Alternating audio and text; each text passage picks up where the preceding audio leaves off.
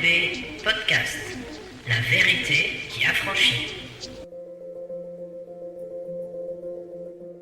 Bonjour les amis.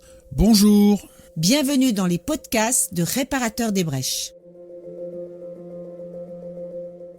Je suis heureux de vous retrouver pour la deuxième partie concernant les clés du changement. Et je suis toujours avec mon invité mystère, le fameux Jean-Louis, qui sera toujours aussi bavard apparemment. Mais en tout cas, nous nous réjouissons de partager ce temps avec vous.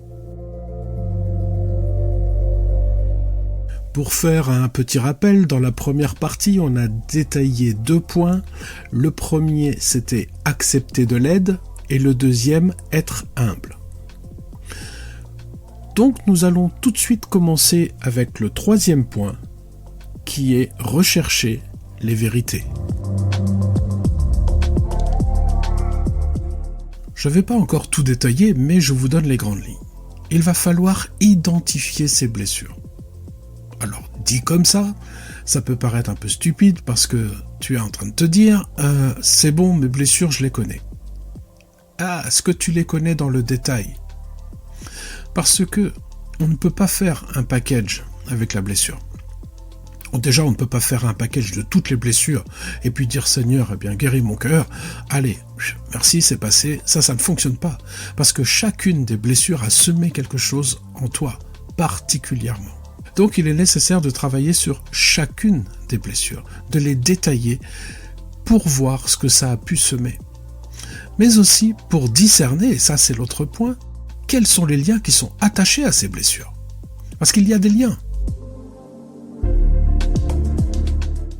Les liens, c'est tout ce qui nous tient dans un fonctionnement irrationnel. Quelque chose qui dépasse tes forces. Lorsque tu entends un bruit qui te dérange et puis qui t'agace et puis que tu sens qu'au fond de toi ça commence à monter, ça c'est pour moi. C'est, par exemple, je vais vous donner mon expérience personnelle qui fait sourire Jean-Louis. C'est que quand on est à table, quand on mange, j'aime pas quand les gens font du bruit quand ils mangent. Quand ça fait du... Et je pense que je suis pas le seul. Mais ça va au-delà de ce que j'aime pas, ça m'agace véritablement. Et je suis vraiment obligé de prendre sur moi pour ne pas dire « Stop ! Ça suffit, arrêtez, mangez proprement !» Ouais, je sais. Mais bon. Ceux qui me connaissent... Je pense à ma famille, mes enfants, mes proches, enfin les amis proches qui me connaissent et ceux qui sont venus déjà au séminaire qui doivent rigoler. Mais c'est vrai que c'est énervant. Et c'est quasiment irrationnel. Eh bien, un lien agit comme ça. C'est quelque chose qui va vous pousser au-delà de vos limites et qui, à un moment, eh bien, ça va vous faire basculer dans quelque chose que vous ne maîtrisez plus. Et ça peut s'exprimer de différentes façons, soit par des émotions, mais également dans nos comportements et au travers de bien d'autres choses que nous allons développer dans un podcast concernant les liens. Donc je ne veux pas aller trop loin dans mes détails tout de suite. Il nous faut aussi changer d'approche et le regard que tu portes sur tes blessures. Parce que Dieu ne voit pas les mêmes choses. Tu le sais, ça. Ou tout au moins, tu t'en doutes. Dieu ne voit pas les mêmes choses. Et surtout, il ne te voit pas comme toi, tu te vois. Ça, c'est très important. Je crois véritablement que quand Dieu nous regarde, il nous voit dans sa pensée. Il nous voit tel qu'il nous veut. Et tel qu'il veut nous transformer. C'est comme ça qu'il nous voit. Il y a déjà un Patrice, un Jean-Louis, un toi, là-haut, dans le monde spirituel, qui est parfait. Et Dieu te voit déjà comme ça. Il me voit, toi aussi Jean-Louis. Ouais, tu peux rigoler. Donc, il va falloir nous apprendre à changer de regard sur qui nous sommes, mais aussi sur l'impact que les blessures ont en nous. Alors, bien évidemment, on ne fait pas de positivisme ou de la méthode Coué. On ne se rabâche pas que nous sommes les meilleurs, nous sommes les plus beaux, nous sommes les plus forts. Bien évidemment, ça n'est pas ça le but. Le but, c'est de travailler dans la vérité, mais surtout d'adopter un autre regard sur nous-mêmes, d'ôter les lunettes des blessures et de mettre sur nos yeux les lunettes du Père. Alors vous avez bien compris les amis que c'est une image du regard de Dieu sur nous. Là où nous on voit du négatif, lui il y voit certainement du positif. Alors il y a aussi dans la recherche de la vérité, dans ce troisième point, il y a des vérités qui sont attachées aux blessures. La première, et tu dois l'admettre, c'est que le souvenir de ta blessure ne s'effacera jamais. Ça n'est pas le but, c'est pas ce que Dieu veut. On en a déjà parlé. Donc, arrête de te battre avec ça, arrête de l'enterrer. On n'a pas cette capacité que d'effacer une blessure. Même lorsqu'elle est guérie, tu en auras toujours le souvenir. Il n'y a que Dieu qui a cette capacité que d'oublier nos péchés. Ils n'existent plus pour lui. Tous les péchés que nous lui avons confessés, ils n'existent plus. Mais nous, dans la guérison de ces blessures, il y aura toujours le souvenir. Je vous l'ai déjà expliqué, parce que ça va nous servir pour témoigner à ceux qui souffrent. Par contre, et ça c'est une autre vérité, la souffrance qui est attachée au souvenir va disparaître. Et ça c'est glorieux. C'est ça la volonté de Dieu. C'est ce que le Seigneur veut au travers de sa guérison. C'est que cette souffrance qui est attachée au souvenir ne soit plus. Qu'elle ne fasse plus souffrir, que ça soit terminé. Ensuite, il y a encore une autre vérité. Et ça, tu dois faire très attention. Tu ne dois pas minimiser la blessure. Qu'est-ce qu'on est fort pour minimiser la blessure ? Du style, oh mais ça c'est rien, c'est pas grave. De toute façon, oh allez, on le connaissait. Il suffisait qu'il boive et puis bon, on savait très bien que il avait certainement passé une mauvaise journée ou ceci ou ça. On trouve des circonstances atténuantes, les amis. Et ça ne fonctionne pas dans la guérison. On ne doit pas chercher de circonstances atténuantes parce que ça minimise la blessure. Et ce n'est pas ce qu'on doit faire. Si tu veux guérir, tu dois être conscient de ce que la blessure t'a fait, qu'elle est importante et qu'elle a semé quelque chose en toi. Alors j'aimerais faire une parenthèse très très très importante. Dans la recherche de la guérison de nos blessures et dans la recherche de vérité, plus précisément, on va être amené à réfléchir aux faits. Qu'est-ce qui s'est passé ? Qui a fait quoi ? Mais si on recherche ces faits, c'est pour mieux analyser l'impact de ces blessures dans nos vies et également s'il y a des liens qui sont attachés à ces blessures. Mes amis, il est important de comprendre qu'en aucun cas, on va chercher à condamner quelqu'un. Le but n'est pas de condamner quelqu'un, mais de trouver les faits, sans les minimiser. C'est très important. Alors rappelle-toi, on cherche les faits, mais on ne condamne pas. La condamnation n'est pas de Dieu, elle vient de l'ennemi. Encore une autre vérité, tu as été victime. Tu dois être reconnu comme victime dans ta blessure. Peut-être que certains ne l'ont pas fait, peut-être que certains n'y ont pas cru, mais tu as été victime. Dans ce que tu as vécu, dans ce que tu as ressenti, tu as été victime. Une autre vérité, tu n'es ni responsable, ni coupable.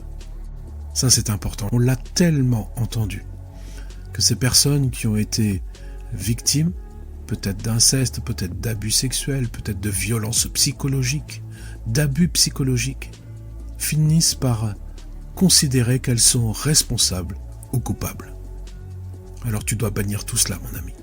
Nous reviendrons sur tous ces points dans d'autres podcasts, notamment quand on va parler du pardon.